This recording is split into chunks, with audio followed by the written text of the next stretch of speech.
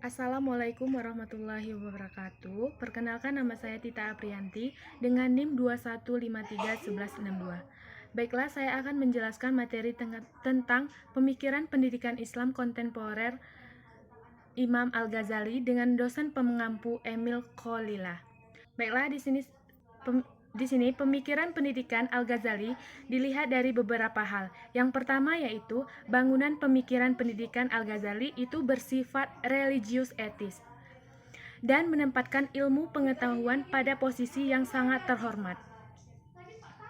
Pendidikan merupakan sarana untuk mendekatkan diri kepada Allah Subhanahu wa taala yang dapat menghantarkan manusia untuk menggapai kebahagiaan di dunia maupun di akhirat.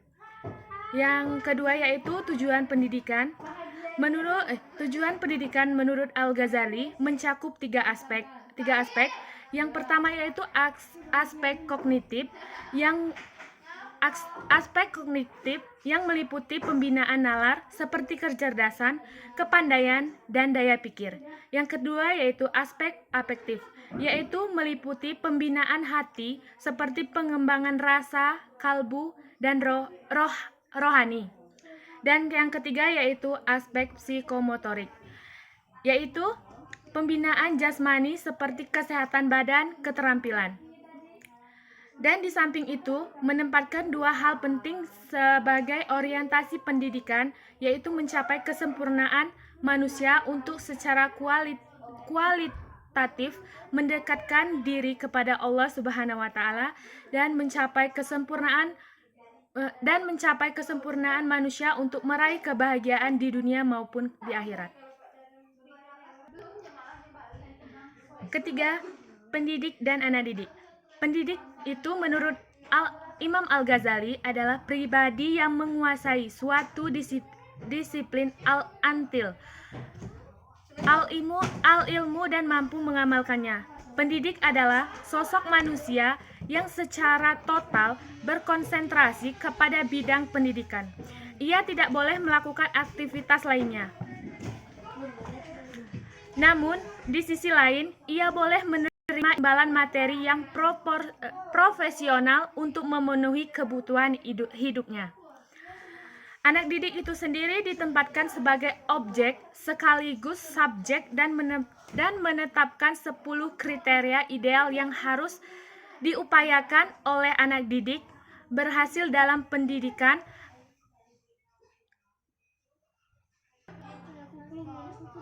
Keempat, klasifikasi ilmu. Menurut Imam Al-Ghazali menyebutkan 4 kategori klasifikasi ilmu pengetahuan, yaitu yang pertama yaitu klasifikasi ilmu syariah atau religi dan akliyah atau nalar atas ilmu akhirat dan ilmu dunia. Di sisi lain terdapat ilmu ghairu al-syariah atau non-religi yang dibedakan menjadi ilmu terpuji atau mahmudah, dibolehkan atau mubah, dan tercela atau mazmumah. Yang kedua yaitu klasifikasi ilmu teoritis dan praktis. Ketiga yaitu klasifikasi pengetahuan menjadi bagian pengetahuan yang dihadirkan atau huri ain wajib atas setiap individu umat Islam dan fardu kifayah wajib atas komunikasi umat Islam.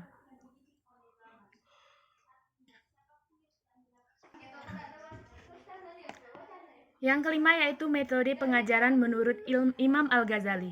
Imam Al-Ghazali menekankan bagi guru yang memberikan ilmu dituntut menggunakan metode teladan dan dialog dalam proses pembelajaran.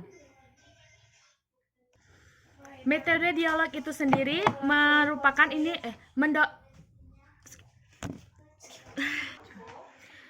Metode dialog ini mendorong anak bersikap aktif dalam belajar. Anak dapat mengusulkan berbagai pertanyaan kepada guru. Di samping itu juga, jawaban tuntas muncul dari guru. Anak tidak pasif bertindak sebagai pendengar setia saja, akan tetapi ikut serta memecahkan berbagai persoalan yang dihadapi dalam kehidupan bersama. Imam Al-Ghazali juga sangat menekankan bagi guru yang memberikan teladan Teladan ini dianggap sebagai metode penting dalam mengarahkan siswa untuk menerima pelajaran. Sebab guru yang baik menurut Imam Al-Ghazali akan menularkan kebaikan kepada anak didik. Demikian sebaliknya. Baiklah, itu saja materi yang dapat saya sampaikan. Lebih dan kurang saya mohon maaf. Kepada Allah saya mohon ampun. Saya akhiri. Wassalamualaikum warahmatullahi wabarakatuh.